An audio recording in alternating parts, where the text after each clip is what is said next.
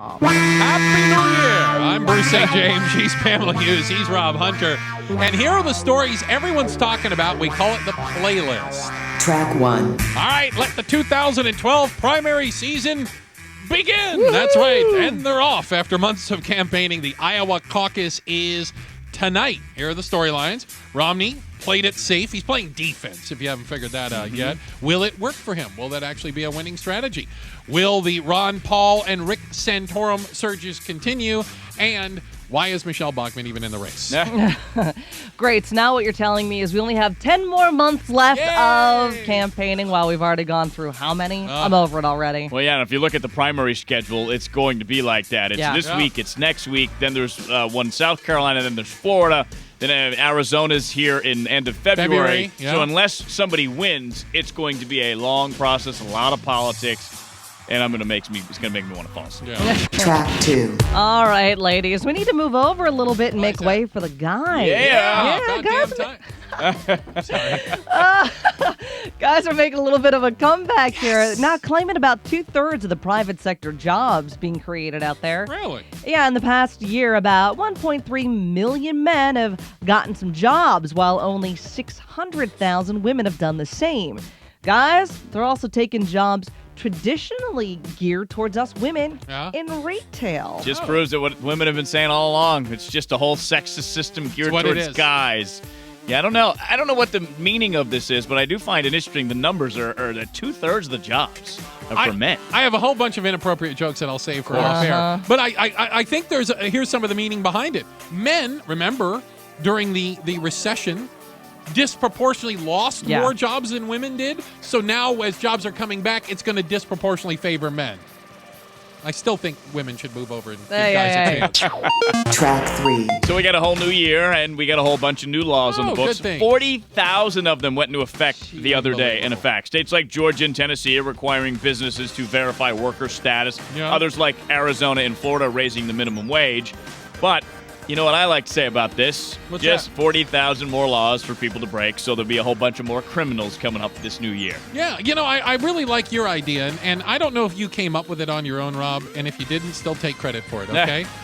I think there ought to be a law that anytime you add a new law, you got to get rid of an old one. I think there ought to be a maximum number of laws at any given time, and we can just decide which ones are the important ones, not a never-ending list. Well, here's an important one to know about.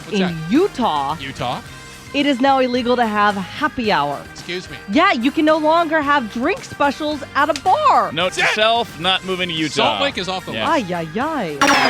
Track 4. When am I going to meet girls? Anyway, let's break down the debt problem in a simple way. You've heard a lot of numbers get thrown around, but this is a very, very simple way to understand it.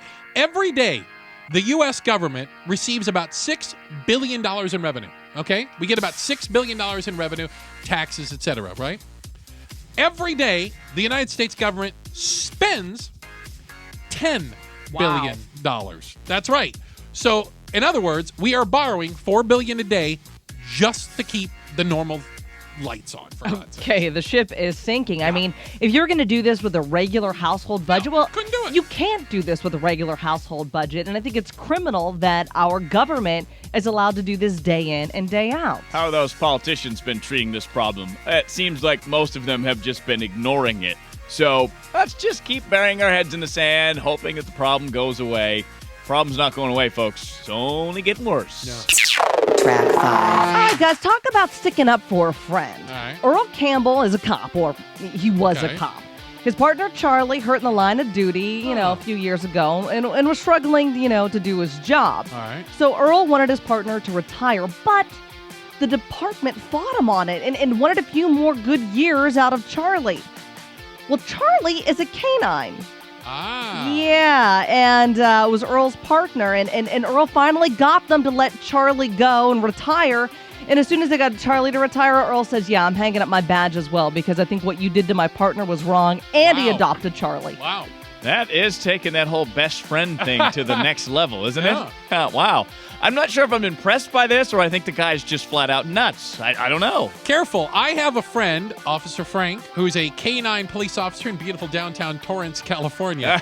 And Frank has adopted his last 2 K-9 dogs. And I will tell you right now, Frank would choose those dogs over me every day of the week. And he's told me before there's a unique bond between an officer and a dog. That dog has literally saved his life before. He feels he owes those dogs. Really does. Track 6. So back in 2009, a guy decided to sue Pepsi. This came after he found a dead mouse in his Mountain Dew, right? Okay. So the lawsuit goes on and on and on, and Pepsi now says, this guy is crazy. There's no way this is possible because if you had a dead mouse in Mountain Dew, the Mountain Dew would dissolve the dead mouse. It's impossible. They really didn't think that through all the way, did they? Yeah. You know where this comes from? It's Bob and Doug McKenzie. Did anybody remember Great White North? They talked about putting a mouse in the beer, taking it back, and then you'd get a free case of beer. That's where it comes from, eh? I'm sorry, guys. I think I just threw up a little in my mouth over that one. Yummy. That is the playlist. We do it at 9:30, 10:30, and 11:30. Our goal, get you caught up on the stories that people are talking about today. Thanks for joining us for this version of The Playlist.